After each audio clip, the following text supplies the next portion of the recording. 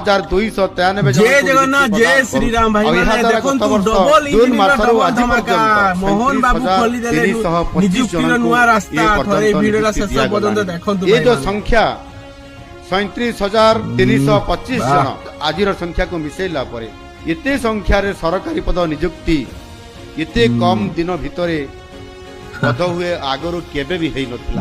मो पूर्वरु कहिछि आम सरकार 2 वर्ष भितरे प्राय 65,000 रु अधिक नियुक्ति प्रदान करिवे।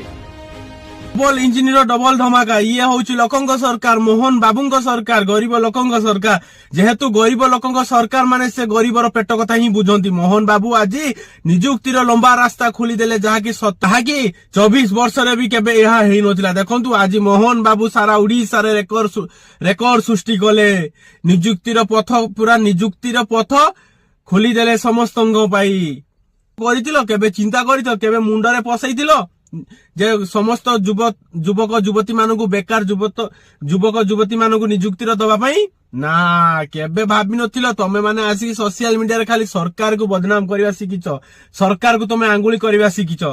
देखो मोहन बाबू आज सेहिति माई लोकंकर प्रिय पात्र हेई पारिचंती भाई माने कहिले तो देहर गली जीवो बहु मात्रा रे शेयर करंतु भाई माने जो माने सोशल मीडिया रे आसी कहउतिले रंग बदलुथिबा सरकार कोन करूची बेले वीडियोटा शेयर करके देखाई दियो भाई माने।